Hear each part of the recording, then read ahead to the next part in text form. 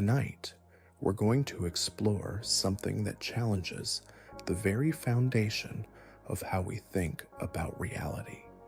There's a distance so impossibly small that if you tried to measure anything shorter, the universe itself would stop you. Not through some technological limitation or because we haven't built the right instruments yet. The universe would literally prevent you from making that measurement. By the time we're done, you'll understand why physicists believe there might be a fundamental limit to how finely we can slice reality itself. Before we dive deeper, if you find these quiet explorations of the cosmos meaningful, a gentle like would help more people discover this kind of content. It's a small gesture that makes a real difference. Now, let's begin this journey to the smallest meaningful distance in existence. Picture yourself standing in your backyard on a clear night, looking up at the stars. You can see thousands of points of light scattered across the darkness. Each one represents a sun, many of them larger and brighter than our own, separated by distances so vast that their light has been traveling for years just to reach your eyes. The scale is almost incomprehensible. Light that left some of those stars when you were a child is just now arriving at your retina. But tonight, we're going in the opposite direction. Instead of looking outward to the largest scales the universe offers, we're going to journey inward, past the familiar world of everyday objects, past atoms and their components, past even the smallest particles we can detect in our most powerful accelerators. We're going to travel to a scale so tiny that the very concepts of distance and measurement begin to break down. This isn't just about things being small. It's about reaching a boundary where the rules of physics themselves become uncertain, where our most fundamental theories, the ones that work perfectly at every other scale we've tested them, start giving answers that don't make sense, where the universe seems to impose a limit on how precisely we can know where anything is or what anything is doing. The distance we're heading toward is called the Planck length. It measures roughly 1.6 times 10 to the minus 35th meters. To give you some sense of this scale, if you took a single atom and expanded it to the size of the observable universe, the Planck length would still be smaller than a single atom in that expanded scale. It's not just small. It's small in a way that strains the meaning of the word small itself. But the Planck length isn't just another measurement that happens to be incredibly tiny. It represents something far more profound. It's built from the most fundamental constants of nature itself. The speed of light, which sets the ultimate speed limit for information and causality. The gravitational constant, which determines how mass and energy curve spacetime, and Planck's constant, which governs the quantum world where particles exist in states of probability rather than definite position. When Max Planck first derived this length in 1899, he called it natural because it doesn't depend on human conventions. It doesn't matter if you measure in meters, or feet, or any other unit humans have invented. The Planck length emerges directly from the fundamental structure of reality. Any intelligent civilization, anywhere in the universe, working with the same physical constants, would arrive at exactly the same number. Think about what that means for a moment. Every other unit of measurement we use is arbitrary. A meter was originally defined as 1/10,000,000th of the distance from the equator to the North Pole. A second was 1/86,400th of a day. These are useful for human purposes, but they're based on the particular planet we happen to live on and the particular star we happen to orbit. The Planck length is different. It's woven into the fabric of existence itself. If you could somehow communicate with an alien civilization on the other side of the galaxy, and you wanted to establish a common unit of measurement, you wouldn't use meters or feet. You'd use Planck lengths. It's the universe's own ruler. As you listen, notice how difficult it is to actually picture this scale. Your mind might try to imagine something very small, like a dust particle or a bacterium. But the Planck length is so much smaller than anything in your everyday experience that these comparisons become meaningless. It's like trying to understand the distance to the nearest star by thinking about walking to the store. But the real mystery isn't just how small the Planck length is. It's what happens when you try to probe distances smaller than it. According to our best understanding of physics, something strange occurs. The very act of trying to measure anything more precisely than the Planck length becomes impossible, not for practical reasons, but for fundamental ones. Here's why. To measure something very small, you need to use something even smaller as your measuring tool. If you want to measure the thickness of a hair, you might use a micrometer. If you want to measure the size of a bacterium, you need light with a very short wavelength, or electrons. The general rule is that to measure something precisely, your measuring tool needs to be smaller and carry more energy. But as you try to measure smaller and smaller distances, you need more and more energy concentrated into tinier and tinier regions. And here's where things get strange. At some point, you're putting so much energy into such a small space that the energy itself starts to curve spacetime significantly. The measuring process itself begins to distort the thing you're trying to measure. Push this far enough, and something dramatic happens. The energy required to probe distances smaller than the Planck length is so enormous that it would collapse into a black hole. The very act of making the measurement would create a region of space-time so warped that nothing, not even light, could escape from it. The measurement would become impossible, not because we lack the technology, but because the laws of physics themselves prevent it. This represents a fundamental limit. It's not that we might someday build better instruments that could measure smaller distances. It's that the universe itself seems to have a built-in graininess below which the concept of distance loses meaning. It's as if reality has pixels, and the Planck length represents the size of those pixels. But this analogy can be misleading. The Planck length doesn't necessarily mean that space is made up of discrete chunks, like the pixels on a computer screen. It's more subtle than that. It might be that below the Planck scale, the very concepts of distance and position become fuzzy and undefined. Space itself might stop being the smooth, continuous fabric we imagine and become something more like a quantum foam, constantly fluctuating and uncertain. This is where our everyday intuition completely fails us.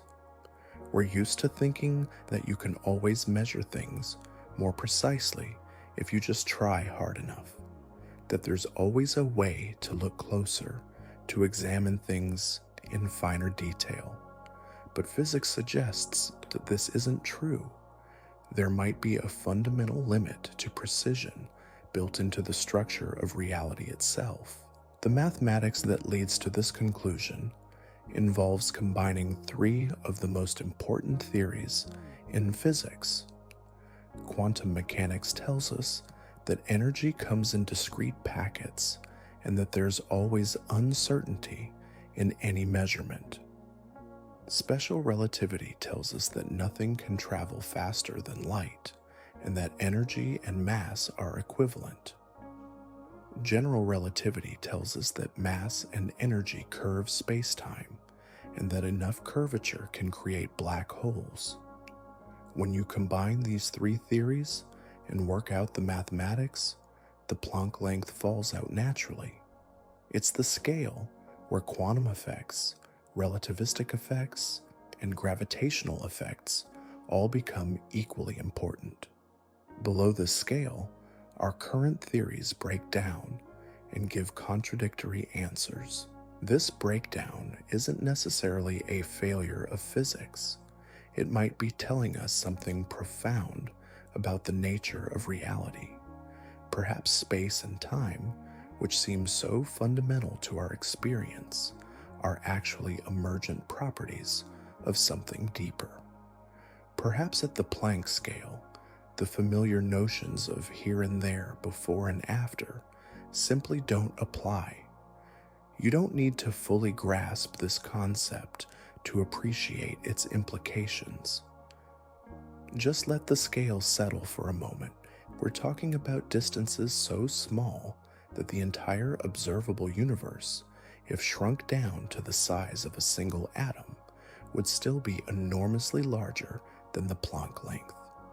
And yet, this incomprehensibly tiny scale might represent the most fundamental level of reality.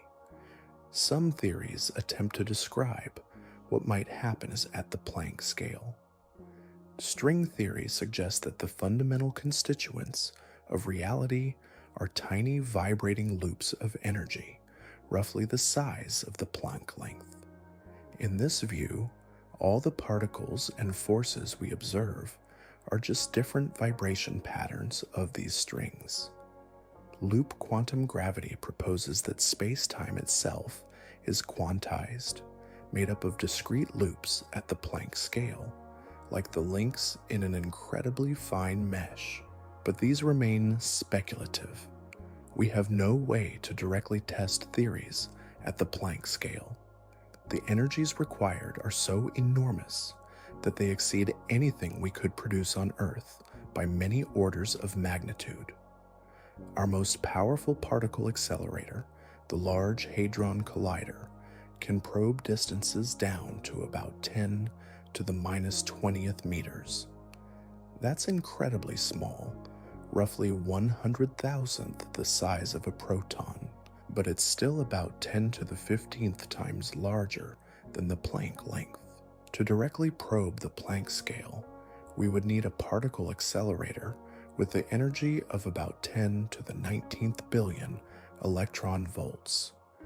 That's roughly 10 to the 14th times more powerful than the LHC. Building such a machine would require more energy than humanity produces in a year, and it would need to be larger than the solar system.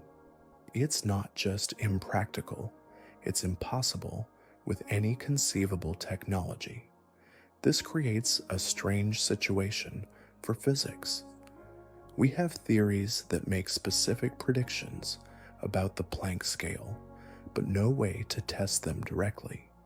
We're forced to rely on indirect evidence and mathematical consistency. It's like trying to understand the bottom of the ocean by studying waves on the surface. Yet there are hints that we might be able to glimpse Planck scale physics indirectly. Some theories predict that the discrete nature of space-time at the Planck scale might leave subtle signatures in the cosmic microwave background radiation, the afterglow of the Big Bang. Others suggest that gravitational waves from black hole mergers might carry information about the quantum structure of space-time. The search for these signatures represents one of the most ambitious projects in modern physics. Scientists are looking for tiny deviations from smooth space-time in signals that have traveled across the entire universe. They're trying to see the graininess of reality itself in the most sensitive measurements ever attempted.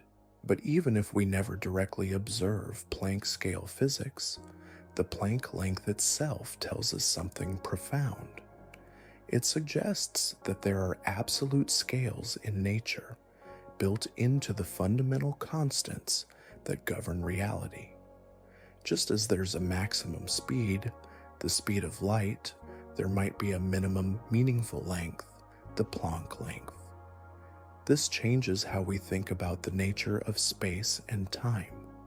Instead of being infinite and divisible, they might be finite and quantized. The universe might have a built-in graininess that we can't perceive, but that underlies everything we observe. Reality might be digital at its deepest level, even though it appears analog to us. It's normal if this feels abstract. Physics often lives beyond intuition, especially at scales far removed from human experience. Our brains evolved to navigate a world of medium-sized objects moving at moderate speeds. We're not equipped to intuitively understand the Planck scale any more than we're equipped to intuitively understand the scale of galaxies or the behavior of quantum particles. But there's something beautiful about reaching these limits of human comprehension and finding mathematical structures that make sense of them. The Planck length isn't just a number, it's a signpost pointing toward a deeper understanding of reality. It tells us that the universe has structure all the way down to the smallest conceivable scales, and that this structure is described by the same mathematical laws that govern everything else we observe. The journey to understand the Planck scale is far from over. We're still working to develop theories of quantum gravity that can consistently describe physics at these scales. We're still searching for experimental signatures that might give us indirect access to Planck scale phenomena, and we're still grappling with the philosophical implications of a universe that might have fundamental limits built into its structure. But the very existence of the Planck length reminds us that physics is about more than just describing the world we can see and touch. It's about pushing the boundaries of human understanding to scales and regimes that challenge our most basic assumptions about the nature of reality. When you step outside tonight and look up at the stars, remember that the same mathematical laws that describe those distant suns also describe the unimaginably small realm of the Planck scale. The universe is coherent across scales that span more than 60 orders of magnitude, from the largest structures we can observe to the smallest distances that might have meaning. And somewhere in that vast range of scales, at the very bottom, at distances so small that they make atoms look like solar systems, the universe might be telling us something fundamental about the nature of existence itself. Picture this. You're holding a ruler, trying to measure something incredibly small. You keep using smaller and smaller tools, higher and higher magnification, more and more precise instruments.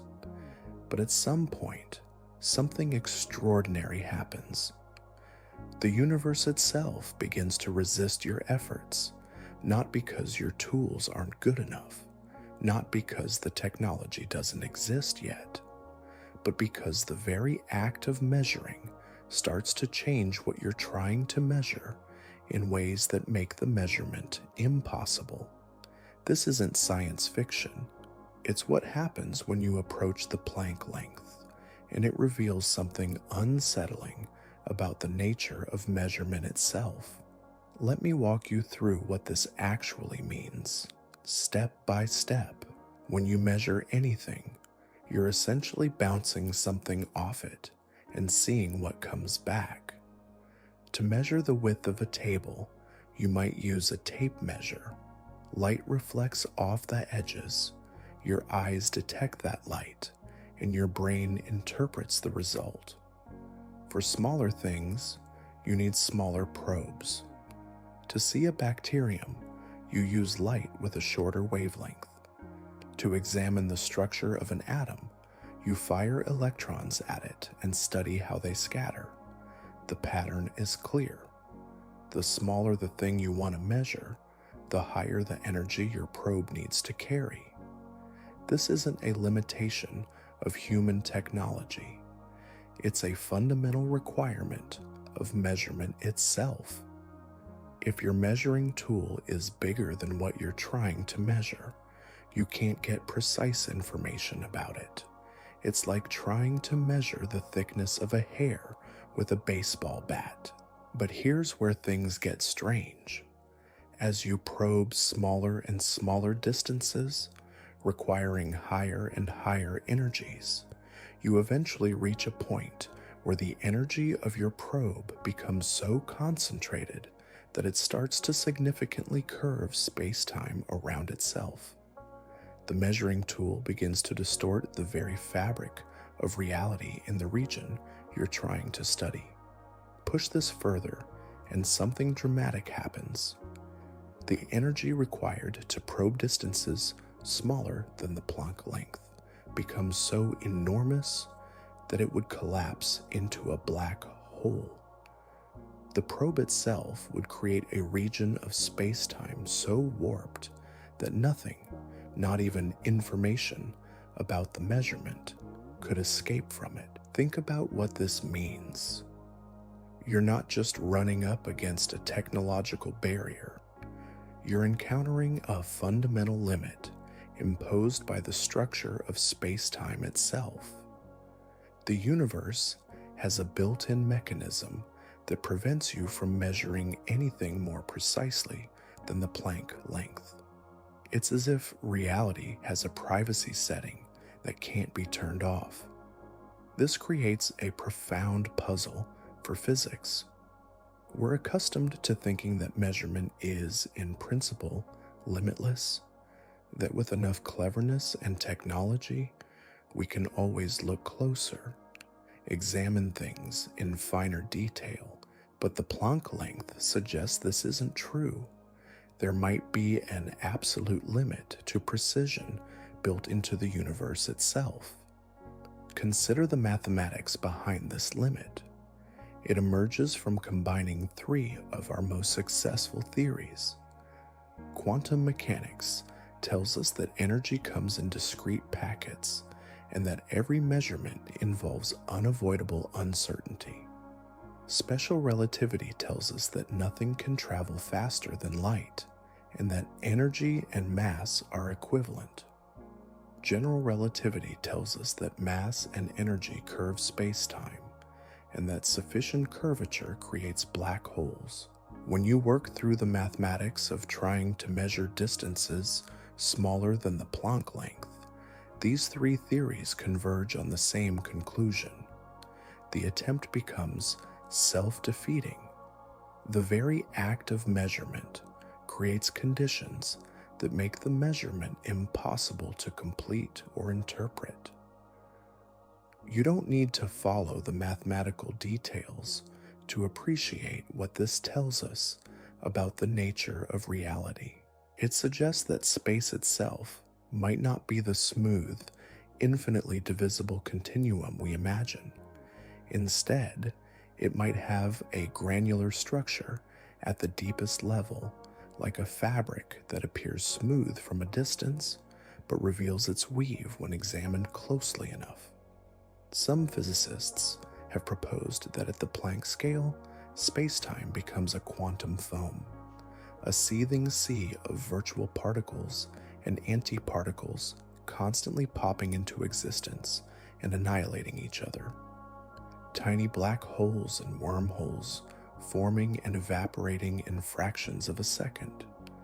the very geometry of space fluctuating wildly, making the concepts of distance and direction lose their usual meaning. This isn't science fiction speculation.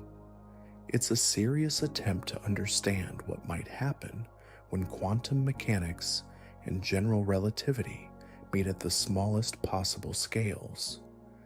Though we should be clear that these ideas remain highly theoretical, we have no direct way to test them, and they represent educated guesses about physics in a regime we can't directly access. But the Planck length itself isn't speculative. It's a definite number that falls out of fundamental constants of nature. Any civilization, anywhere in the universe, working with the same physical laws, would arrive at exactly the same result. It represents something universal about the structure of reality. As you listen, notice how this challenges your intuitive understanding of space. We're used to thinking that space is just empty volume that things move through, a passive background against which events unfold. But the existence of the Planck length suggests something more complex. Space might be an active participant in physical processes with its own structure and limitations. This has profound implications for how we think about the ultimate nature of reality. If there's a fundamental limit to how finely space can be divided, then perhaps the universe is discrete at its deepest level, digital rather than analog, made up of indivisible units of space and time, even though it appears continuous to us. Some theories attempt to describe this discrete structure. Loop quantum gravity proposes that space-time is woven from tiny loops, each about a Planck length in size, like the links in an incredibly fine chainmail. String theory suggests that the fundamental constituents of reality are vibrating strings or membranes, roughly Planck-sized, whose different vibration patterns give rise to all the particles and forces we observe. These remain speculative approaches to quantum gravity. We don't yet have a complete theory that successfully unifies quantum mechanics and general relativity, but they all converge on the idea that the Planck scale represents something fundamental about the structure of space-time itself. The challenge of testing these ideas is almost overwhelming. To directly probe the Planck scale, we would need particle accelerators with energies about 10 to the 14th times greater than our most powerful machines can achieve. Such an accelerator would need to be larger than the solar system and would consume more energy than our entire civilization produces. This creates a unique situation in physics. We have theoretical frameworks that make specific predictions about the most fundamental level of reality, but no conceivable way to test them directly. We're forced to look for indirect signatures, subtle effects that might bubble up from the Planck scale to influence phenomena we can actually observe.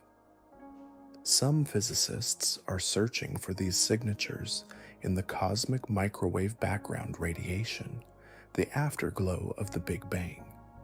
If space-time really is discrete at the Planck scale, it might leave tiny imprints in this ancient light. Others are looking for deviations in the behavior of gravitational waves, ripples in space-time itself that might carry information about its quantum structure. The search represents one of the most ambitious experiments ever attempted. Scientists are trying to detect the granularity of space itself by studying signals that have traveled across the entire observable universe. They're looking for effects so small that they push the limits of what's measurable, even with our most sensitive instruments. But even if these searches come up empty, the Planck length itself tells us something profound about the relationship between measurement and reality. It suggests that there are absolute limits to knowledge built into the structure of the universe, not practical limits that we might overcome with better technology, but fundamental limits that arise from the laws of physics themselves. This idea can be unsettling. We're accustomed to thinking that with enough effort and cleverness, we can always understand things more deeply, that there's no ultimate barrier to human knowledge. But physics suggests this might not be true. There might be questions that can't be answered, not because we lack the intelligence or tools to answer them, but because the universe itself prevents the questions from being asked in a meaningful way. Yet there's also something beautiful about encountering these limits. They remind us that we live in a universe with structure all the way down to the smallest conceivable scales, that the same mathematical laws that describe planets and stars also govern the deepest level of reality, that the cosmos is coherent across scales that span dozens of orders of magnitude. The Planck length represents the frontier of human understanding, a boundary where our best theories converge and point towards something even deeper. It's a reminder that reality extends far beyond our everyday experience, into realms where the familiar concepts of space and time might lose their meaning entirely. When physicists talk about the Planck scale, they're not just discussing extremely small distances. They're grappling with fundamental questions about the nature of existence itself. What is space? What is time? Are they fundamental features of reality, or are they emergent properties of something deeper and stranger? These questions remain open. We don't yet have complete answers, but the very fact that we can ask them, that we can identify the scales where our current understanding breaks down, represents a remarkable achievement. We've pushed human knowledge to the very edge of what might be knowable. It's worth pausing to appreciate how far we've come. Starting from everyday experience, using nothing but careful observation and mathematical reasoning, we've identified fundamental limits built into the structure of reality itself. We've discovered that the universe might be digital at its core, even though it appears analog to us. We've found scales where the familiar gives way to the utterly strange. The journey to understand the Planck scale continues. New theories are being developed. New experiments are being designed. New ways of thinking about space and time are being explored. But whatever we discover, the Planck length will remain as a marker of how deep human curiosity can reach. You don't need to understand the technical details to appreciate what this represents. The Planck length is a signpost pointing toward the deepest mysteries of existence. It tells us that reality has structure all the way down, and that this structure is described by the same mathematical laws that govern everything else we observe. There's something humbling about reaching these limits of comprehension and finding mathematical beauty there. The universe doesn't owe us understanding. It could have been chaotic and incomprehensible, but instead, we find order and structure, even at scales so small that they challenge the meaning of smallness itself. The Planck length reminds us that physics is about more than just describing the world we can see and touch.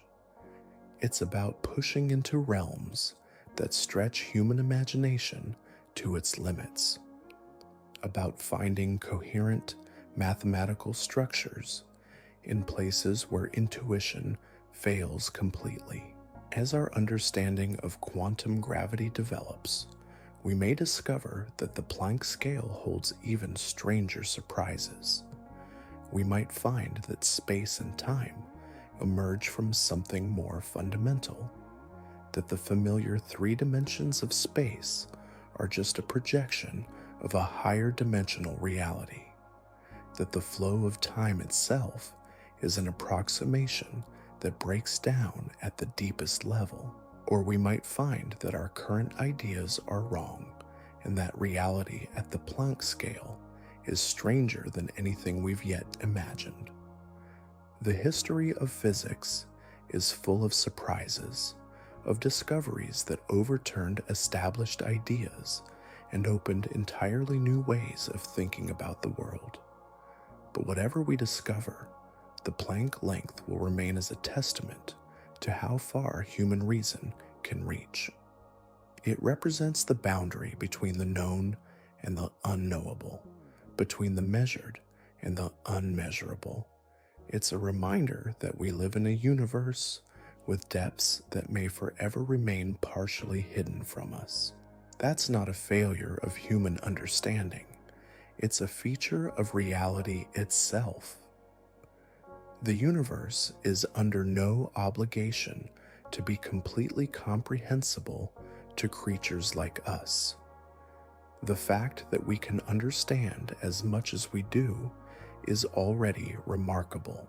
The Planck length stands as a monument to human curiosity and mathematical insight. It represents our species' deepest probe into the nature of existence itself, and it reminds us that no matter how much we learn, there will always be new frontiers to explore, new questions to ask, new mysteries to contemplate. In the quiet moments when you consider the scale of the universe, remember that it extends not just outward to the largest structures we can observe, but inward to distances so small that they make atoms look like galaxies.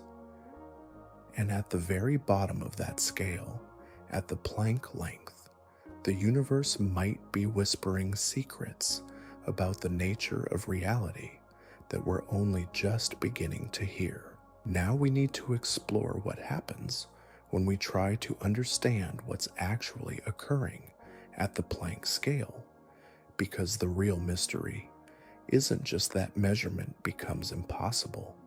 It's what might be happening in that realm where our concepts of space and time start to dissolve. Picture the smallest things you can imagine. An atom, perhaps. Or maybe you're thinking smaller, down to the nucleus, or even to individual protons and neutrons. But we're going much deeper than that.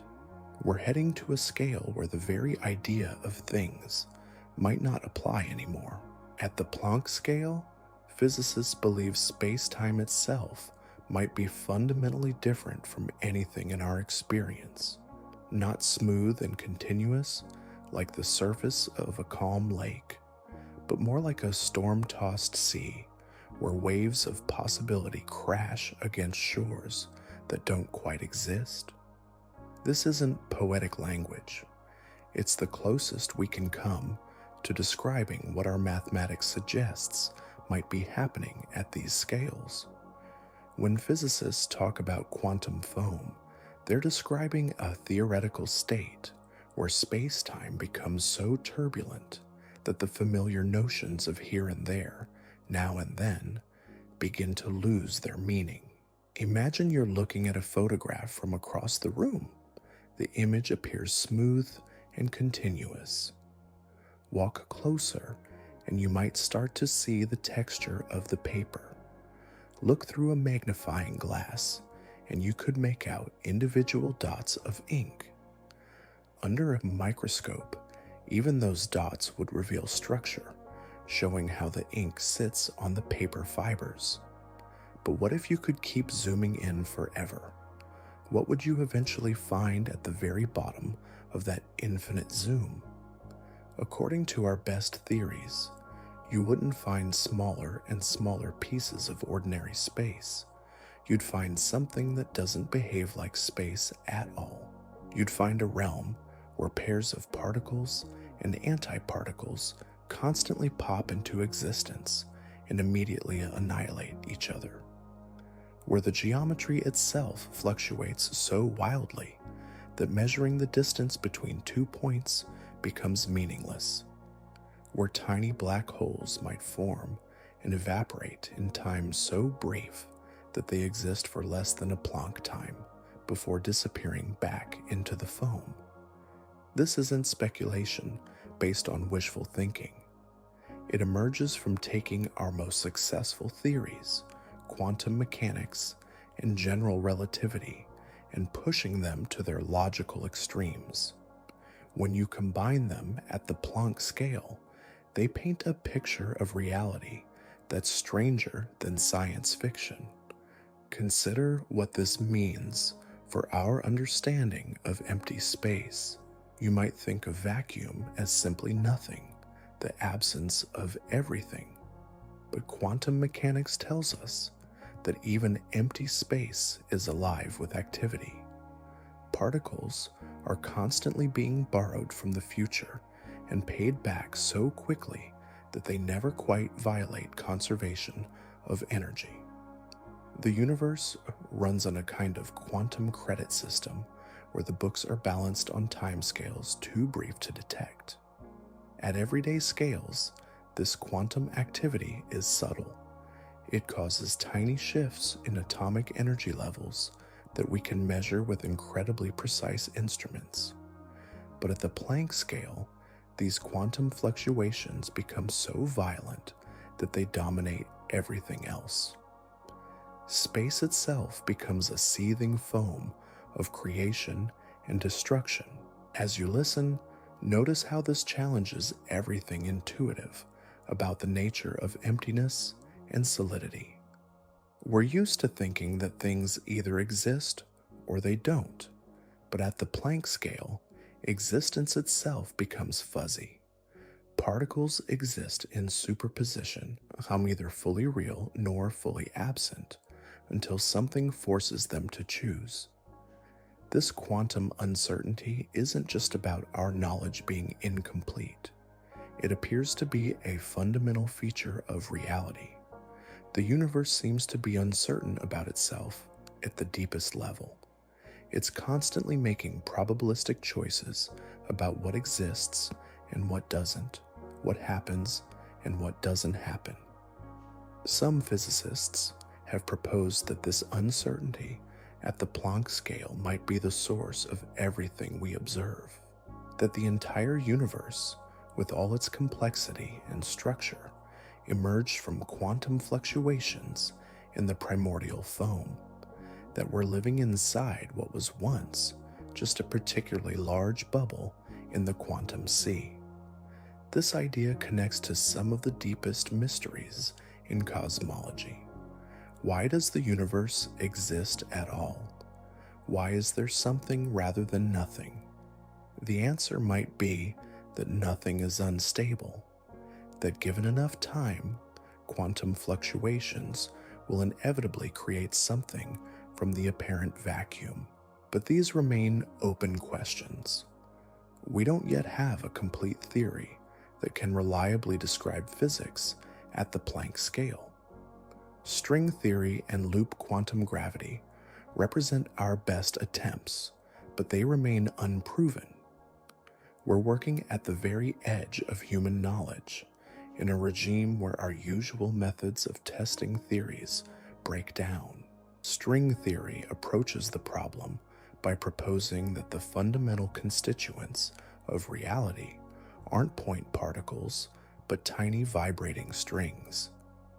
These strings exist at roughly the Planck scale, and their different vibration patterns give rise to all the particles and forces we observe.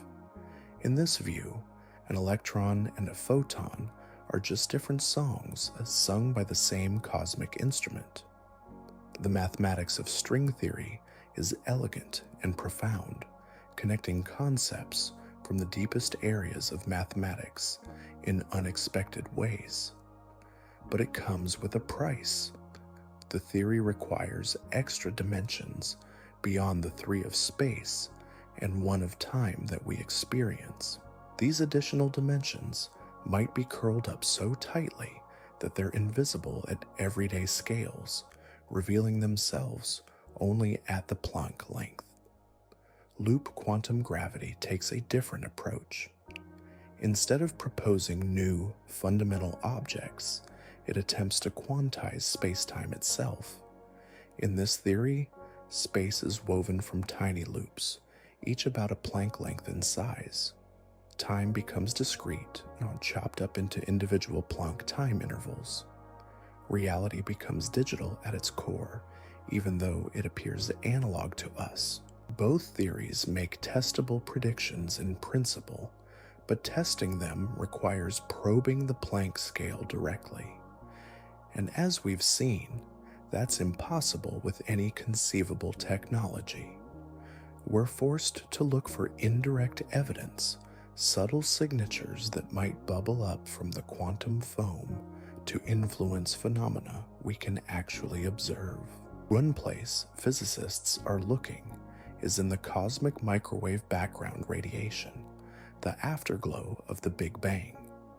This ancient light has been traveling through space for over 13 billion years, and it carries information about the conditions in the very early universe. If space-time really is quantized at the Planck scale, it might have left tiny imprints in this radiation that we could detect with sensitive enough instruments. Another approach involves studying gravitational waves, ripples in space-time itself that we've only recently learned to detect. These waves travel at the speed of light and carry information about the most violent events in the universe. Some theories predict that they might also carry signatures of the quantum structure of space-time, subtle deviations from the smooth waves predicted by classical general relativity. The search for these signatures represents one of the most ambitious experimental programs ever attempted. Scientists are trying to detect effects so small that they push the boundaries of what's measurable. They're looking for the fingerprints of quantum gravity in signals that have traveled across the entire observable universe. But even if these searches succeed, they would only give us indirect glimpses of Planck scale physics. We might never be able to directly observe quantum foam or measure the discrete structure of spacetime. The Planck scale might remain forever beyond the reach of direct experimentation. This creates a unique situation in the history of science. We're developing theories about the most fundamental level of reality while lacking any direct way to test them. We're forced to rely on mathematical consistency, theoretical elegance, and indirect evidence. It's like trying to understand the ocean by studying waves on the beach. Yet there's something profound about reaching this limit. It reminds us that we live in a universe with depths that may forever remain partially hidden from us. That reality extends beyond what we can directly observe or measure, that there are truths about the nature of existence that we might only be able to approach, never fully grasp. This doesn't diminish the value of the search. Even if we never directly observe Planck scale physics, the attempt to understand it pushes the boundaries of human knowledge in unprecedented ways. It forces us to develop new mathematical tools, new ways of thinking about space and time, new approaches to the deepest questions about reality. The theories themselves, even if unproven, represent remarkable achievements of human reasoning. Starting from basic principles about quantum mechanics and gravity, Physicists have constructed detailed mathematical frameworks that make specific predictions about the nature of reality at its most fundamental level. Whether these frameworks correspond to actual truth remains to be seen, but the fact that we can construct them at all is extraordinary. Consider what it means that we can even ask these questions. We're biological entities that evolved on the surface of a small planet, creatures whose ancestors spent millions of years worrying about finding food and avoiding predators. Yet somehow, through the development of language and mathematics and careful observation, we've been able to probe the deepest mysteries of existence. There's something both humbling and inspiring about reaching the Planck scale. Humbling because it shows us the limits of what we might ever be able to know directly. Inspiring because it demonstrates the incredible power of human reason to reach beyond immediate experience toward fundamental truth. The questions raised by Planck scale physics connect to some of the oldest philosophical inquiries. What is the nature of space and time? Are they fundamental aspects of reality, or are they emergent properties of something deeper? Is the universe continuous or discrete, deterministic or probabilistic? These questions have been debated for centuries, but only now do we have mathematical frameworks precise enough to begin answering them.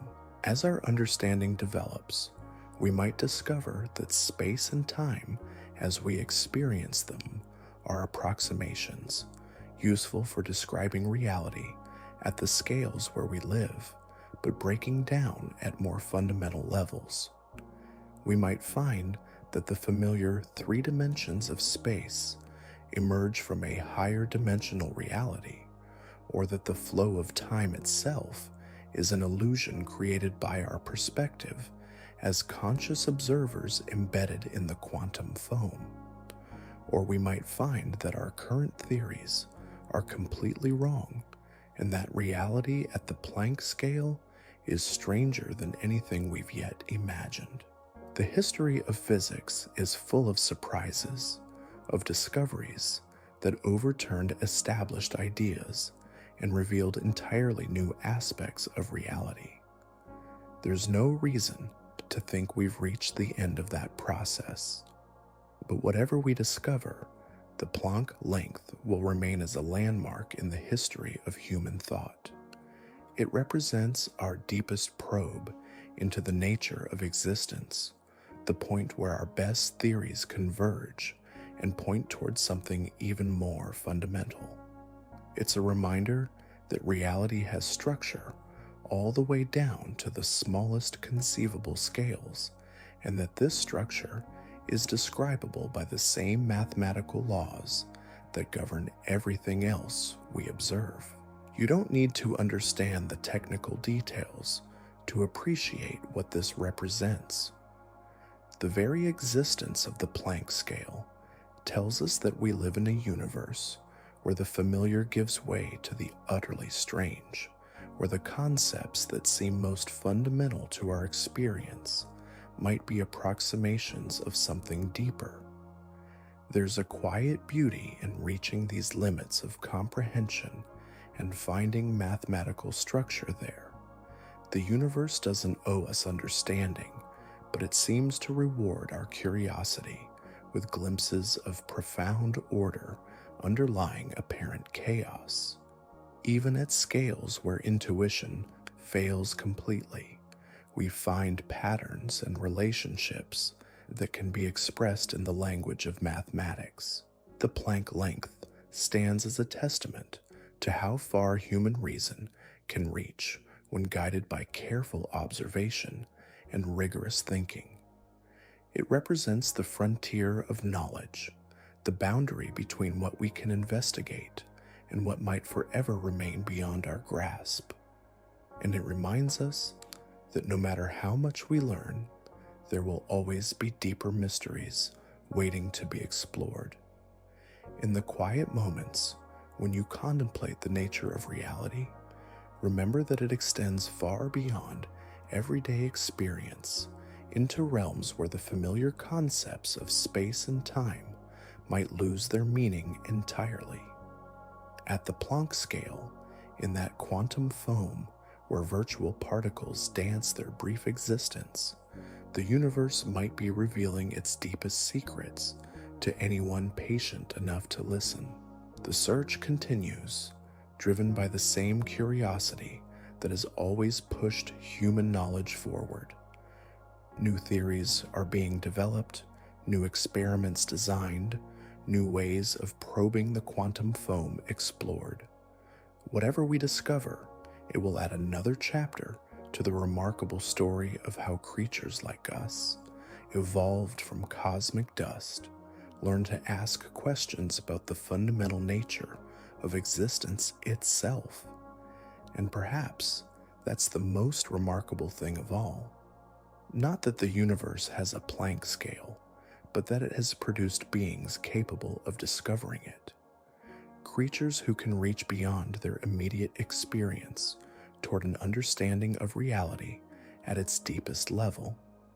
In all the vastness of space and time, in all the quantum foam and cosmic structure, the most extraordinary phenomenon might be consciousness itself, asking questions about its own foundations. Now, what happens when we venture beyond the Planck length isn't just that physics becomes uncertain. It's that the very language we use to describe reality starts to break down. We enter a realm where words like distance and position might not mean anything at all. Think about the most basic question you could ask about any object. Where is it? That seems fundamental, doesn't it? But at the Planck scale, this question might be meaningless. Not because we lack the tools to answer it, but because the question itself assumes something that might not be true, that things have definite locations. In our everyday world, objects have clear positions. Your coffee cup is either on the table or it isn't. Your car is in the driveway or somewhere else. The boundaries are sharp, the location's definite. But quantum mechanics tells us this clarity is an illusion that emerges at large scales. At the quantum level, particles exist in fuzzy clouds of probability rather than definite positions. At the Planck scale, this fuzziness becomes total. The uncertainty principle, which governs all quantum phenomena, reaches its ultimate expression.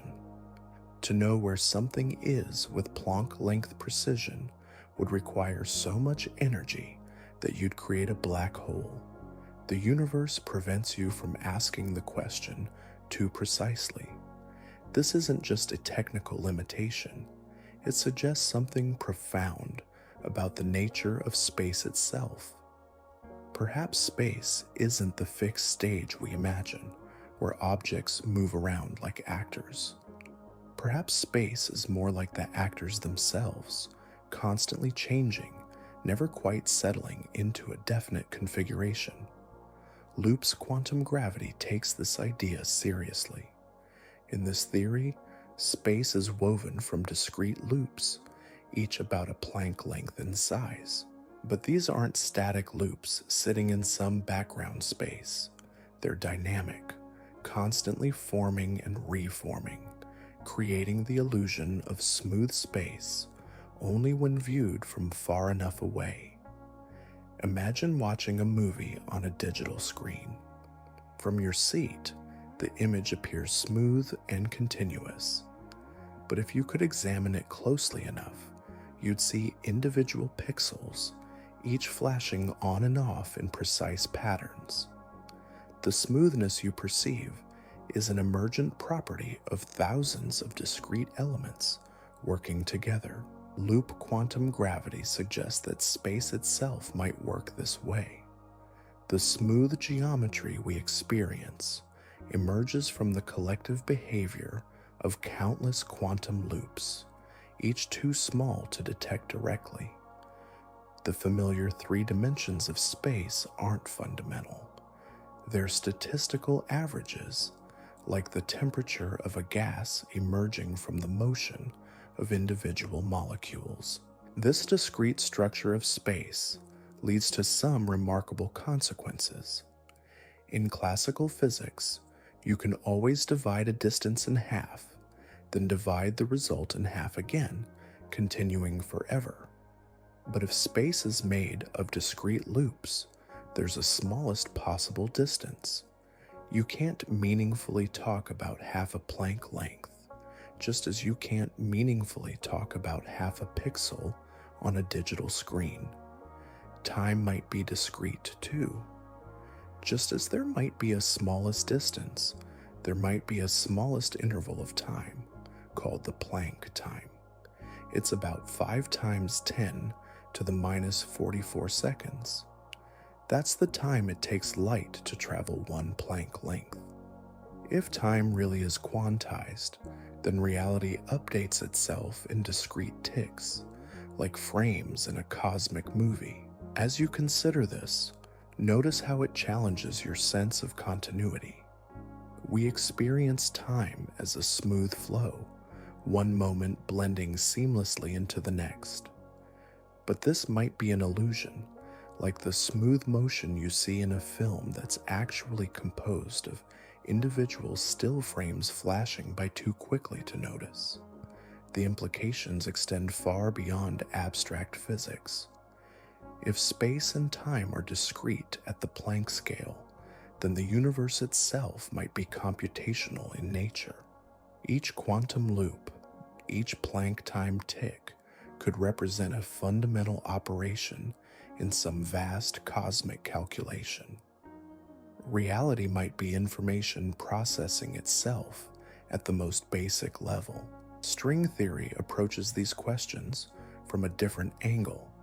Instead of quantizing space directly, it proposes that the fundamental constituents of reality are tiny vibrating strings, roughly Planck-sized. These strings don't exist in space. Space emerges from their interactions. In string theory, what we call an electron isn't a point particle, but a particular vibration pattern of a string. A photon is a different vibration pattern of the same type of string. All the particles and forces we observe arise from the music of these cosmic strings, playing melodies too complex for human notation. The mathematics of string theory is extraordinarily rich and beautiful. It connects to some of the deepest areas of mathematics in unexpected ways, revealing hidden symmetries and structures that no one anticipated. But beauty alone doesn't make a theory true, and string theory faces a significant challenge. It requires extra dimensions beyond the 4 we experience. Most versions of string theory need 10 or 11 dimensions to work mathematically. Where are the extra dimensions? The standard answer is that they're curled up so tightly that they're invisible at everyday scales.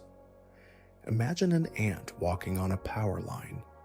From far away, the ant seems to move in only 1 dimension, along the wire. But if you could examine the situation closely enough, you'd see that the ant can actually move around the wire as well. The wire has a hidden circular dimension that's too small to notice from a distance.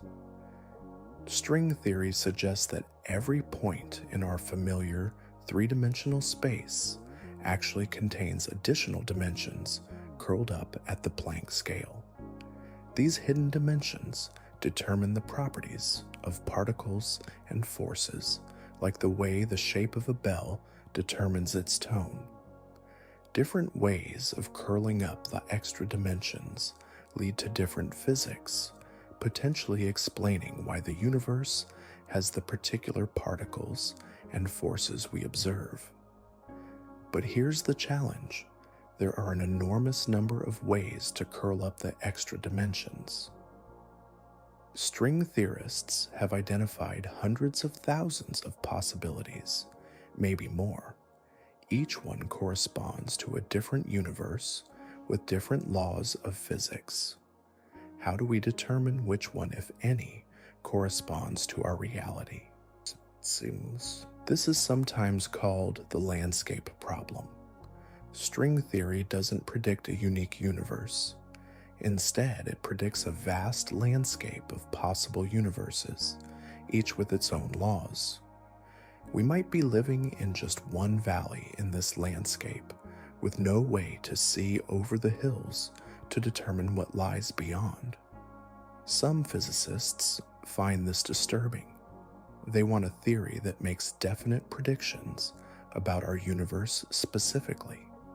Others embrace it, suggesting that all the possible universes in the string landscape might actually exist somewhere, in some vast multiverse where every possibility is realized. These remain open questions. String theory and loop quantum gravity both represent serious attempts to understand physics at the Planck scale, but neither has been definitively confirmed. We're working at the very edge of human knowledge, in a regime where our usual methods of testing theories break down. The experimental challenges are staggering. To directly probe the Planck scale would require particle accelerators with energies about 10 to the 14th times greater than anything we can currently build. Such machines would need to be larger than the solar system and would consume more energy than human civilization produces. Even if we could build such accelerators, the measurements would be incredibly difficult to interpret. At Planck scale energies, every collision would create black holes. We'd be trying to study the fundamental nature of spacetime using instruments that would continuously distort spacetime in unpredictable ways. This creates a unique situation in the history of science.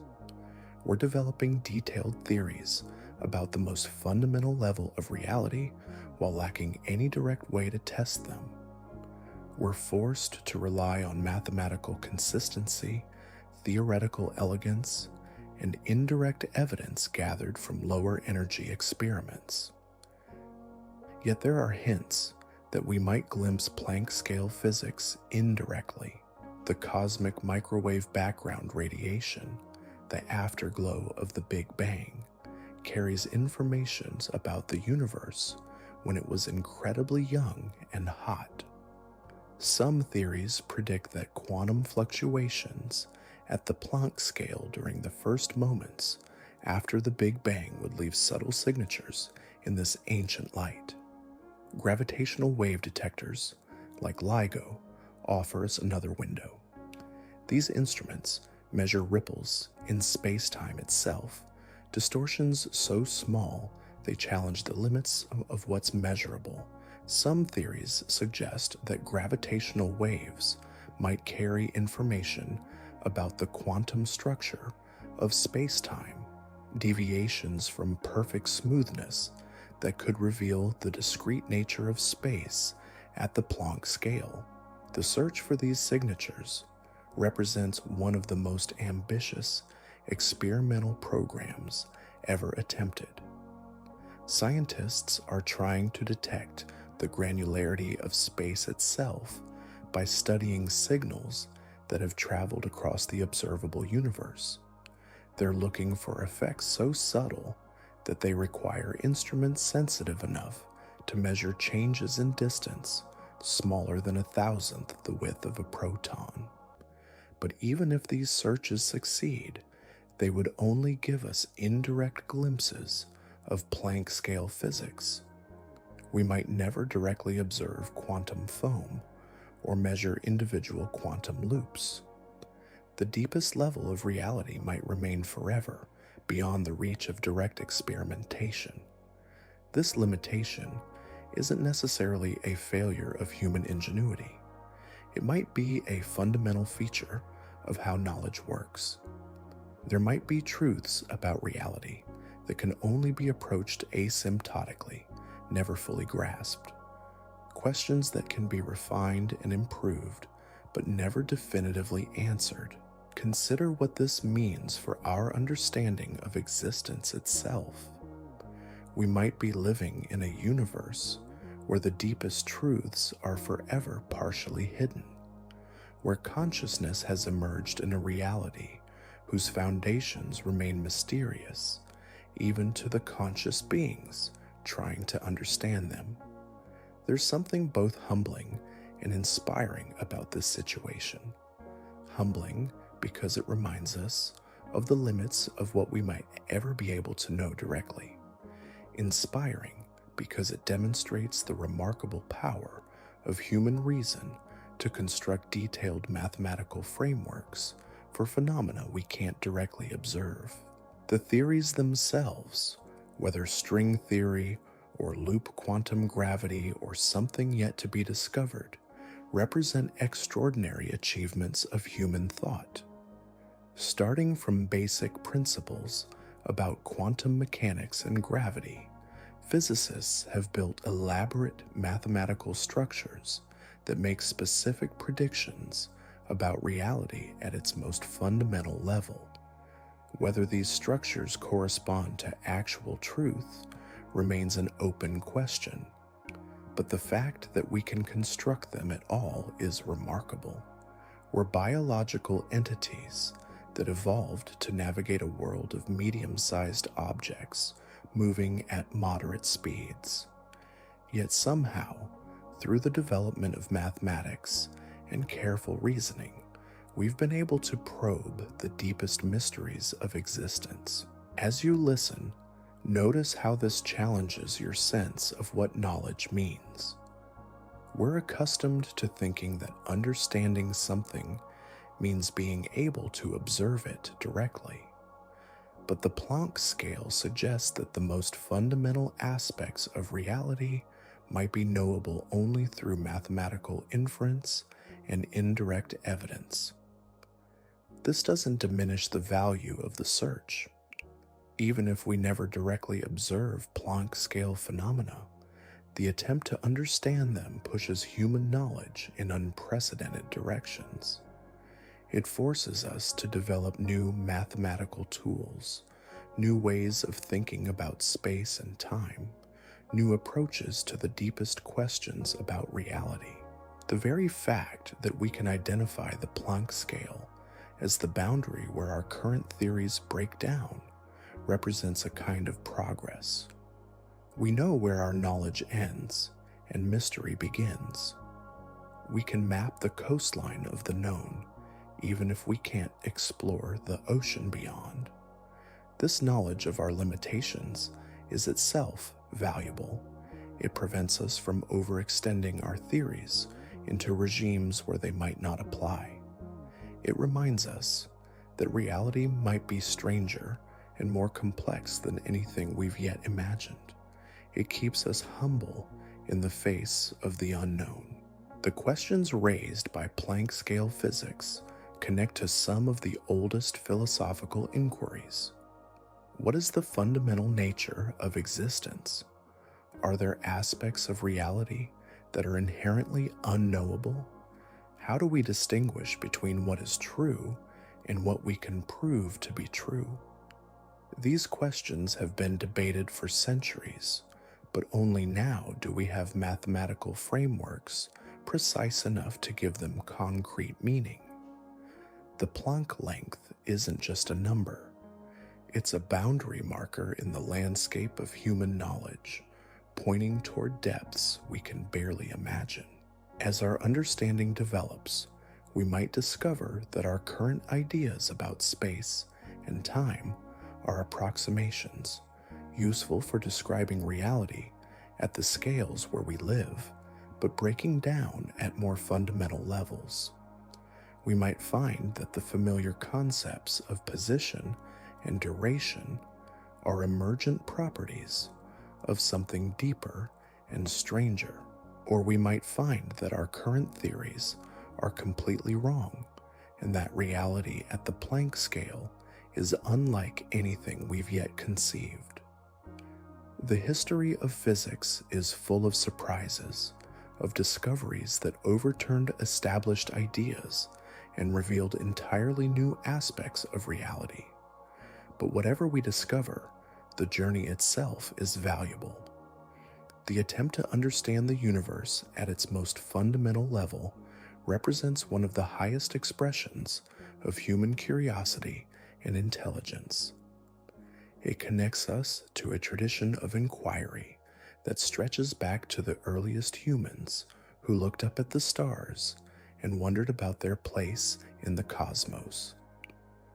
The Planck length stands as a monument to how far that tradition has carried us. From wondering about the lights in the sky, we've progressed to constructing mathematical theories about the structure of space-time itself at the smallest conceivable scales.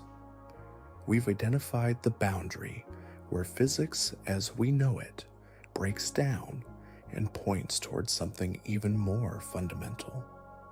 In the quiet moments when you contemplate the nature of reality, remember that it extends far beyond everyday experience into realms where the most basic concepts lose their meaning. At the Planck scale, in that quantum foam where space and time themselves become uncertain, the universe might be revealing its deepest nature to anyone patient enough to listen. The search continues, driven by the same wonder that has always pushed human knowledge forward. New theories are being developed, new experiments designed, new mathematical tools created. Whatever we discover will add another chapter to the remarkable story of how creatures evolved from cosmic dust, learned to ask questions about the fundamental nature of existence itself. And perhaps that's the most extraordinary thing. Not that the universe has quantum loops or vibrating strings at the Planck scale, but that it has produced beings capable of conceiving these possibilities. Consciousness arising from quantum foam, asking questions about its own foundations, reaching toward truths that might forever remain partially beyond its grasp. The universe doesn't owe us understanding, but it seems to reward our curiosity with glimpses of profound structure underlying apparent chaos. Even at scales where intuition fails completely, we find patterns and relationships expressible in the language of mathematics. The fact that consciousness can probe its own foundations, even if only partially, might be the deepest mystery of all. Now let's venture into the deepest implications of what the Planck length reveals about the nature of existence itself. Because when you follow the mathematics to its logical conclusion, you discover that reality might be fundamentally different from everything our senses suggest. Consider the moment you wake up in the morning. You open your eyes and see a continuous world, smooth walls, flowing water, unbroken surfaces. Your brain processes thousands of details and presents them as a seamless experience. But what if this continuity is the ultimate illusion? What if reality at its core is more like a vast digital display where the pixels are simply too small to perceive? The mathematics that emerges from Planck scale physics suggests something profound, that the universe itself might be computational, not metaphorically, but literally. Every quantum event, every fluctuations in the foam, every tick of Planck time might represent a fundamental calculation in some cosmic algorithm. This isn't science fiction speculation. It emerges naturally when you combine quantum mechanics with general relativity at the smallest scales.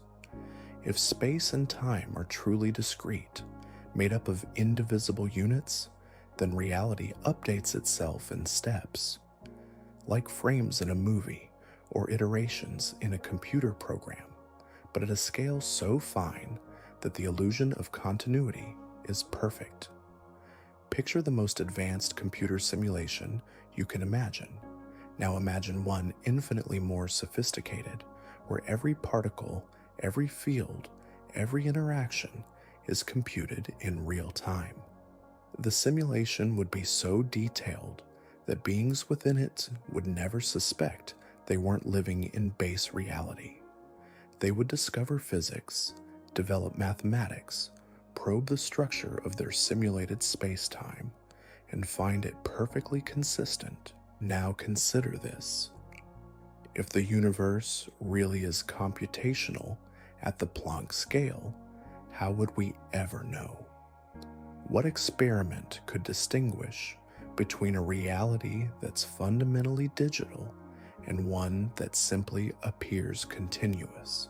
The answer might be that we couldn't know. The computation would be too fine, too complete, too perfectly self-consistent. This computational view of reality connects to some of the strangest results in modern physics. The holographic principle, for instance, suggests that all the information in a volume of space can be encoded on its boundary. A three-dimensional region can be completely described by information stored on its two-dimensional surface. Like a hologram that contains a complete three-dimensional image in a flat piece of film. Applied to the universe as a whole, this principle suggests something remarkable, that everything we experience as three-dimensional reality might actually be information processed on some distant two-dimensional surface. We might be living in a projection, a shadow cast by computational processes occurring at the boundary of space-time itself. As you contemplate this possibility, notice how it challenges every assumption about the nature of experience. The chair you're sitting in, the air you're breathing, the thoughts moving through your mind, all of it might be information patterns in some vast cosmic calculation. Not less real because of this, but real in a way that's fundamentally different from what we intuitively imagine. The implications extend to consciousness itself. If the universe is computational, then perhaps consciousness is simply what certain types of information processing feel like from the inside. The subjective experience of being you might emerge from the complex patterns of calculation occurring in the neural networks of your brain, which are themselves patterns in the larger computation that is reality. This doesn't diminish consciousness or make it illusory. Instead, it suggests that consciousness might be a fundamental feature of how information organizes itself, that the universe doesn't just compute, but experiences its own computations, that every sufficiently complex pattern of information processing might have some form of inner experience associated with it. The mathematics of quantum mechanics hints at this possibility. The measurement problem in quantum theory asks why observations seem to collapse quantum superpositions into definite states. Why does the quantum world of probabilities give way to the classical world of certainties when we look?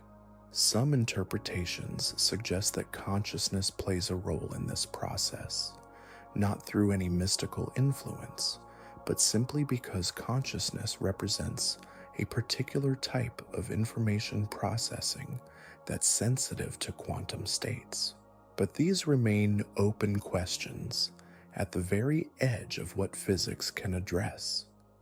We don't yet understand consciousness well enough to know how it relates to the fundamental structure of space-time. So we can only note the curious fact that the universe seems to have produced information processing systems complex enough to ask questions about their own nature. The search for a theory of quantum gravity continues to reveal new puzzles about the relationship between information and reality.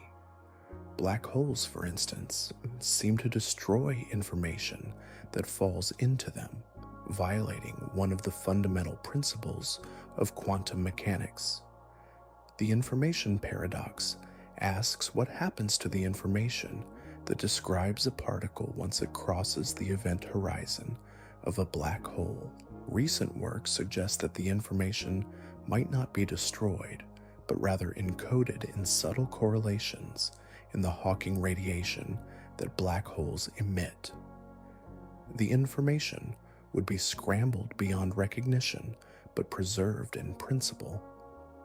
This would mean that black holes are not information destroyers, but information scramblers, mixing up the data without actually erasing it. This connects to the holographic principle in a direct way.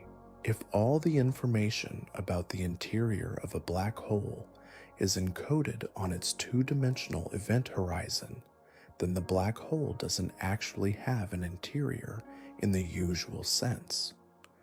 What we think of as the interior might be a holographic projection of information stored on the surface. The mathematics behind these ideas is extraordinarily complex, involving concepts from the deepest areas of theoretical physics and mathematics. But the basic insight is simple. Information might be more fundamental than space, time, or matter. Everything we observe might be patterns in some vast informational structure, like characters in cosmic text being written by the universe itself. Consider what this means for the nature of physical law. The equations that govern quantum mechanics and general relativity might not be descriptions of how reality works. They might be the algorithms that reality uses to compute itself. The laws of physics might be code, and the universe might be the program running that code. This computational view offers new approaches to some of the deepest questions in physics. Why does the universe have the particular constants and laws that it does? Perhaps because these are the parameters that allow for stable, complex computation. Why does consciousness exist? Perhaps because information processing systems of sufficient complexity inevitably develop inner experience. But we should be cautious about pushing these ideas too far. They represent speculative extensions of current physics, not established results. The universe might be computational, or it might be something else entirely. The mathematics is suggestive, but not conclusive. What we can say with confidence is that reality at the Planck scale is unlike anything in our everyday experience. Whether it's quantum foam, vibrating strings, discrete loops of spacetime, or something even stranger, the foundation of existence appears to be radically different from the smooth, continuous world our senses reveal. This difference between appearance and reality runs through all of physics. The solid table you rest your hands on is mostly empty space, with tiny nuclei separated by distances vast compared to their size. The colors you see don't exist in the light itself, but are created by your brain's interpretation of electromagnetic wavelengths. The present moment you experience isn't universal but relative, depending on your motion through space-time. At the Planck scale, this divergence between appearance and reality reaches its ultimate expression. The very concepts we use to think about existence, space, time, position, motion, might be emergent properties of something deeper and stranger. Reality might be operating according to principles so foreign to our experience that we can approach them only through mathematics. Yet there's something beautiful about reaching these limits of comprehension and finding mathematical structure there. The universe doesn't owe us understanding, but it seems to reward our curiosity with glimpses of profound order underlying apparent chaos. Even at scales where intuition fails completely, we find patterns and relationships that can be expressed in the language of mathematics. The fact that conscious beings like us can probe the foundations of reality, even if only partially, might be the most remarkable phenomenon in the universe. We're made of atoms that were forged in the hearts of dying stars, organized by evolution into patterns complex enough to ask questions about the nature of existence itself. The Planck length represents the frontier where these questions become most acute. At this scale, the familiar gives way to the utterly alien, where the concepts that seem most fundamental to our experience might be approximations of something deeper. It's the boundary where physics points beyond itself toward mysteries we're only beginning to glimpse. As our understanding continues to develop, we might discover that space and time are emergent properties of quantum information. That consciousness is a fundamental feature of complex information processing, that the universe is a vast computation exploring its own possibilities. Or we might find that reality at the deepest level is stranger than anything we've yet imagined. The questions remain open. The mathematics continues to evolve. New experiments push the boundaries of what we can observe indirectly. But whatever we discover, the Planck length will remain as a landmark in the history of human thought, marking the point where our species first glimpsed the possibility that reality itself might be fundamentally informational. You don't need to understand the technical details to appreciate what this represents. The very fact that we can identify these questions, that we can probe the foundations of existence through careful reasoning and mathematical analysis, demonstrates something profound about the nature of consciousness and its relationship to the cosmos. In the quiet moments when you consider your place in the universe, remember that you're not just made of atoms arranged in a particular pattern. You might be information processing itself, patterns of calculation in some vast cosmic algorithm, asking questions about the nature of the computation that gives rise to your own existence. The search for understanding continues, driven by the same curiosity that has always pushed human knowledge forward into unexplored territories. Whatever lies at the Planck scale, whatever the ultimate nature of space and time and matter might be, the fact that conscious beings can ask these questions represents one of the most extraordinary phenomena in all of existence. Perhaps consciousness isn't separate from the physical universe, but represents the universe becoming aware of itself. Perhaps every thought you have, every moment of awareness, every question about the nature of reality is the cosmos experiencing its own structure from within. The Planck length might mark not just the boundary of physical measurement, but the scale where matter organizes itself into patterns capable of contemplating their own existence. Now imagine you're probing even deeper, past the quantum foam, past the vibrating strings, past the discrete loops of space-time itself. You're approaching something that might be the most unsettling discovery in all of physics. That measurement, the very act of observing reality, might create the boundaries of what exists. At the Planck scale, the distinction between observer and observed begins to dissolve, not in some mystical sense, but through the hard mathematics of quantum field theory and general relativity.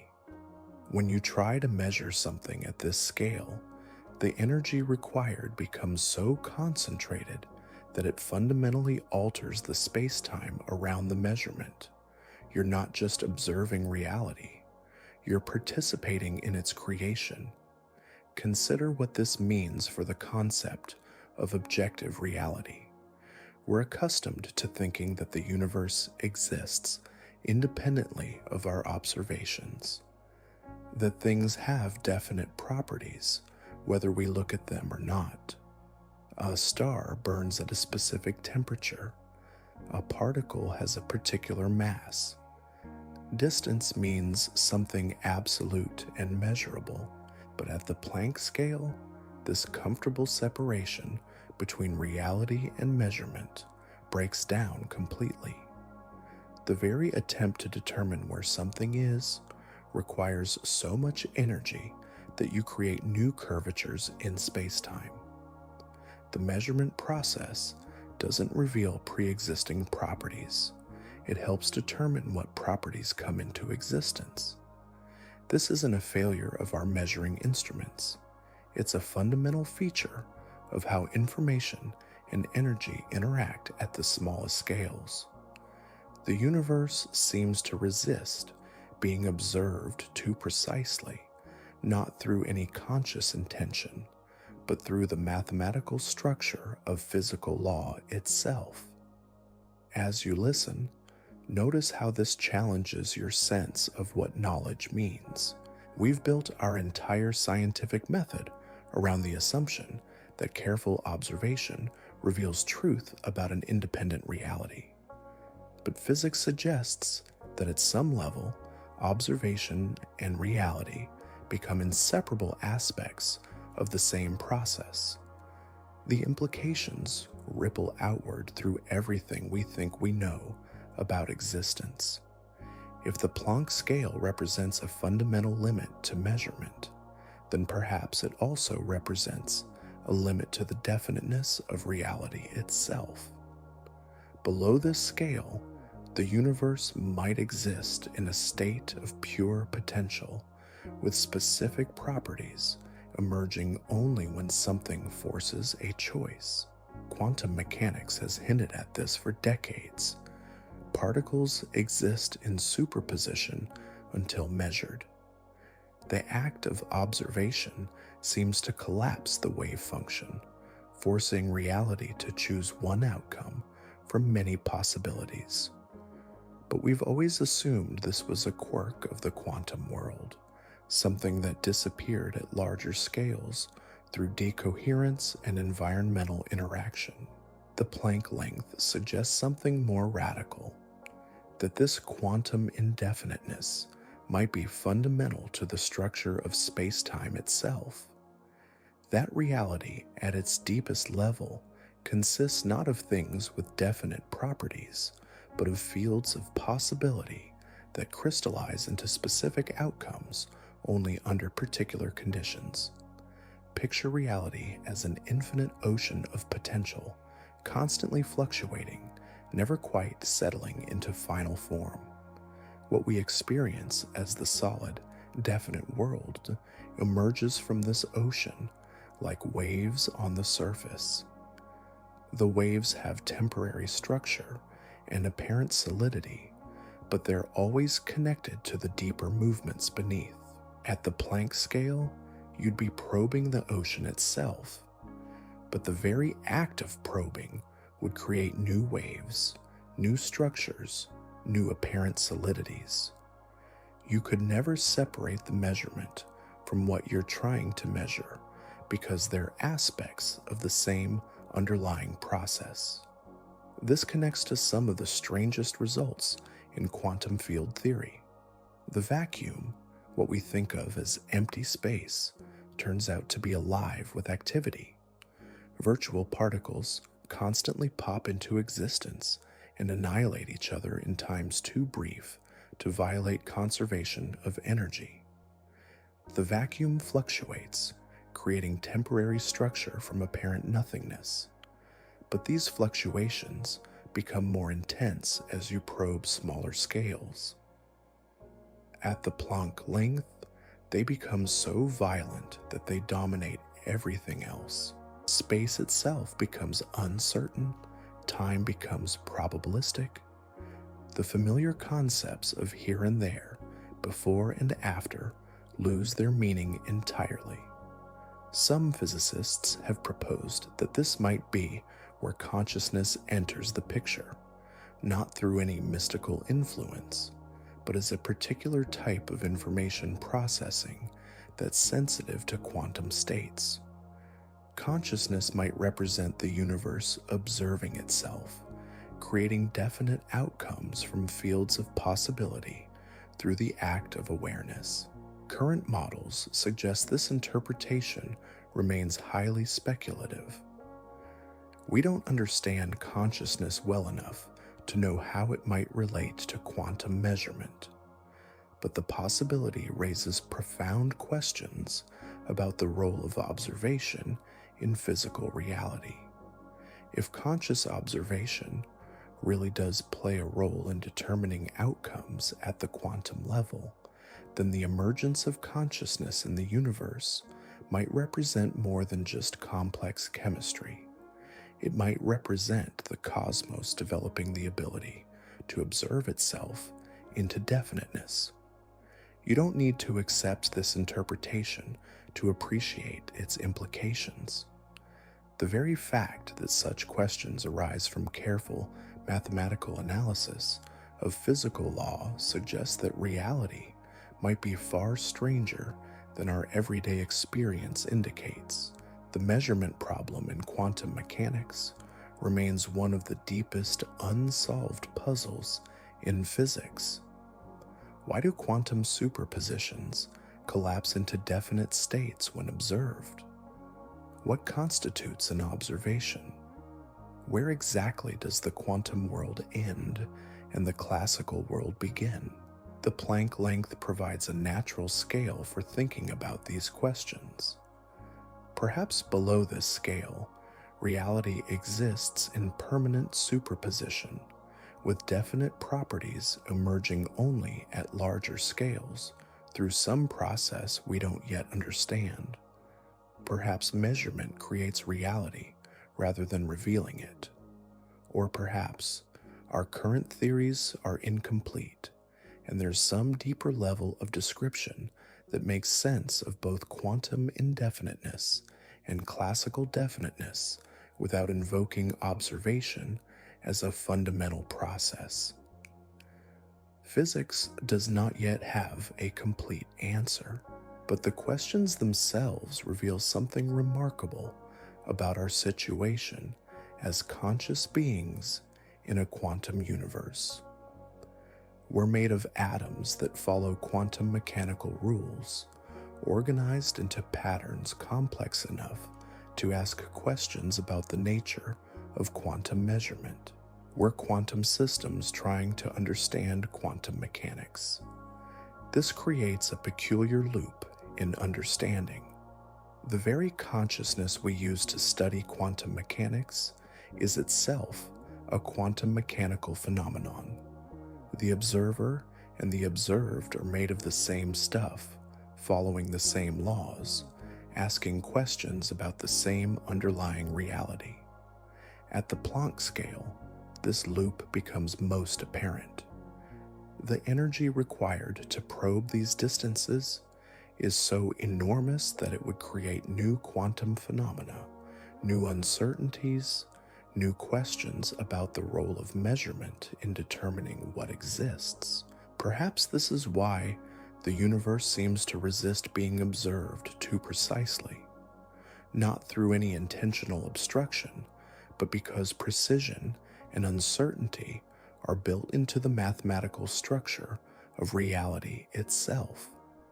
The more precisely you try to pin down one aspect of a system, the more uncertain other aspects become.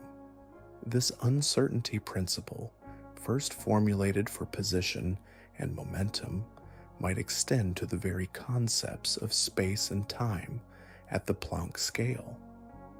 The more precisely you try to determine where something is, the more uncertain one becomes. The more you try to pin down the geometry of spacetime, the more it fluctuates. The universe might be telling us something fundamental about the nature of knowledge itself, that there are questions that can be refined but never completely answered, mysteries that can be approached asymptotically but never fully resolved, truths that remain forever partially hidden, even from conscious beings trying their best to understand. This doesn't diminish the value of the search.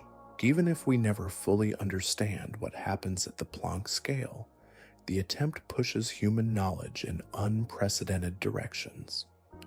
It forces us to confront the limits of measurement, the role of observation in physical reality, the relationship between consciousness and quantum mechanics. These questions connect to some of the oldest philosophical inquiries about the nature of existence and knowledge. But only now do we have mathematical frameworks precise enough to give them concrete meaning. The Planck length isn't just a number. It's a boundary marker pointing toward depths of reality we can barely imagine. As our understanding develops, we might discover that measurement and reality are more intimately connected than we ever suspected. That consciousness plays a fundamental role in determining what exists, that the universe is participatory rather than merely observational. Or we might find that our current puzzlement about quantum measurement reflects the limitations of our theories rather than fundamental features of reality, that there's some deeper description that makes everything clear without invoking consciousness or observation as basic physical processes. But whatever we discover, the Planck length will remain as a landmark where these questions become most acute. The scale where measurement meets its limits, where observation encounters uncertainty, where the comfortable separation between knower and known dissolves into something far more mysterious. It's normal if these ideas feel unsettling. They challenge some of our most basic assumptions about the nature of reality and knowledge, but they emerge from the careful application of our most successful theories to their logical extremes. They represent what happens when we push human understanding to its absolute limits. The search continues, driven by the same curiosity that has always pushed knowledge forward into unexplored territories.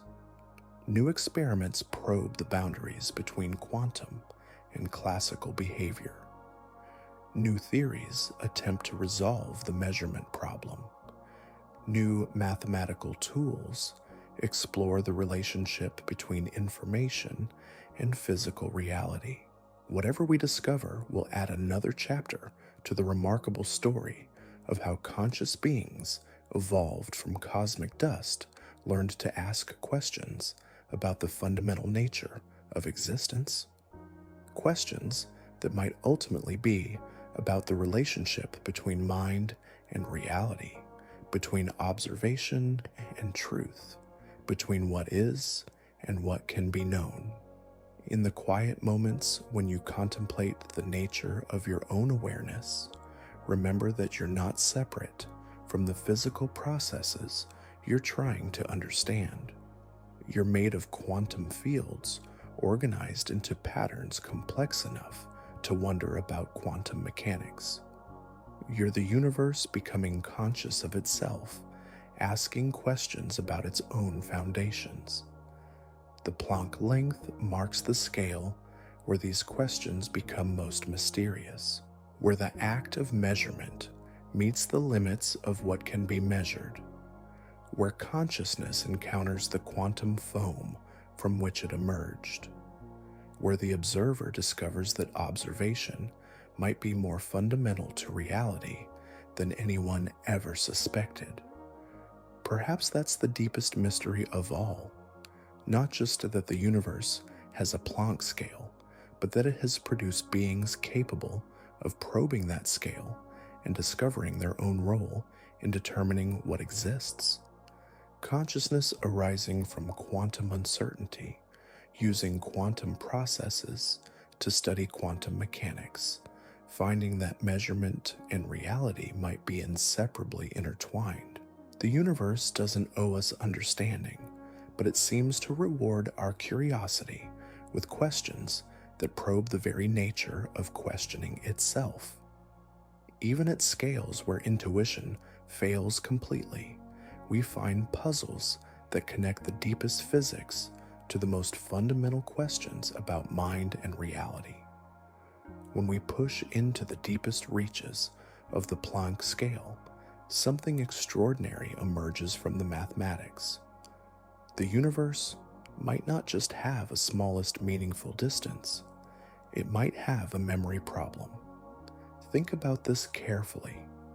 Every measurement you've ever made assumes that space remembers its own structure. The distances have consistent meaning from moment to moment. That the meter stick you used yesterday means the same thing today. But at the Planck scale, space-time itself might be too turbulent to maintain stable records of its own geometry. The quantum foam we've been exploring isn't just a chaotic sea of virtual particles. It's a medium where information itself becomes unstable, where the very concept of persistent structure begins to break down. Not because our theories are wrong, but because the universe at this scale operates according to principles we're only beginning to glimpse. Consider what happens when you try to store information at the Planck scale. To encode a single bit of data, you need to create some kind of distinguishable state. A particle here rather than there, a field pointing one way rather than another, some persistent difference that can be read later. But the energy required to maintain such distinctions at Planck scale precision is enormous. So enormous that it would curve space-time around itself significantly. The very act of storing information would distort the medium you're trying to store it in. The message would change the messenger. Push this further, and something remarkable happens. The energy density required to maintain stable information at the Planck scale approaches the threshold for black hole formation. You're trying to store data in a region that's on the verge of collapsing into a gravitational singularity. This isn't a technological limitation. It's a fundamental constraint on how information can exist in our universe. The cosmos seems to have built-in limits not just on measurement, but on memory itself. Below a certain scale, the universe simply can't maintain stable records of what's happening. As you contemplate this, notice how it challenges your understanding of permanence. We're accustomed to thinking that information, once created, persists unless actively destroyed, that the past leaves permanent traces in the present, that reality has a kind of cosmic memory that preserves the history of events. But physics suggests this permanence might be an illusion that emerges only at larger scales. At the Planck scale, information might exist only temporarily, constantly being created and destroyed by the fluctuations of quantum foam. The universe might have amnesia about its own finest details. This connects to some of the deepest puzzles in modern physics. The black hole information paradox asks what happens to information that falls past an event horizon. Does it disappear forever, violating the principle that information cannot be destroyed? Or is it preserved in some form we don't yet understand? Recent work suggests that information might be encoded in the subtle correlations of Hawking radiation that black holes emit. The data isn't lost, but scrambled beyond recognition, mixed into patterns so complex that retrieving the original information would be practically impossible. But this solution raises new questions about the nature of information itself. If information can be scrambled beyond any hope of recovery, what does it mean to say it still exists? Is unreadable information really information at all? Or have we stumbled across a fundamental limit to how much the universe can remember about its own past? The holographic principle offers another perspective on these questions. It suggests that all the information in a three-dimensional volume can be encoded on its two-dimensional boundary. Like a hologram that contains a complete image in a flat piece of film, space itself might be a projection of information stored elsewhere. Applied to black holes, this principle suggests that information falling past the event horizon isn't actually destroyed or even stored in the interior. Instead, it's encoded on the two-dimensional surface of the horizon itself. The three-dimensional interior we imagine might be a holographic projection of this surface information. This leads to a startling conclusion. What we think of as the interior of a black hole might not exist in the usual sense. It might be a kind of computational reflection, a three-dimensional shadow cast by two-dimensional information processing occurring on the horizon.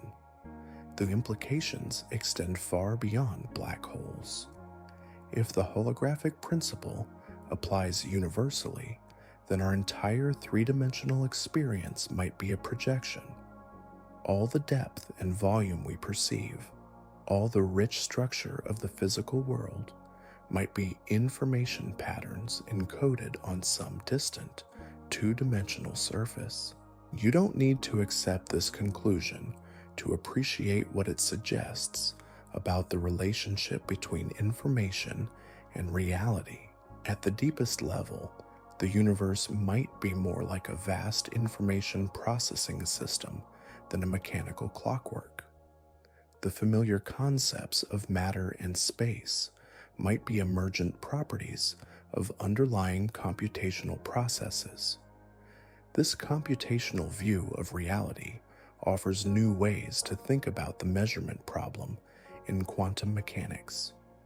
Why do quantum superpositions collapse into definite states when observed? Perhaps because observation represents a particular type of information processing that forces the cosmic computation to choose specific outcomes from many possibilities. Consciousness might play a role in this process, not through any mystical influence, but as a naturally occurring information processing system that's particularly sensitive to quantum states. The subjective experience of awareness might represent what certain computational processes feel like from the inside. We've journeyed to the edge of what might be knowable, to a scale where the universe seems to whisper that some questions can only be approached, never fully answered.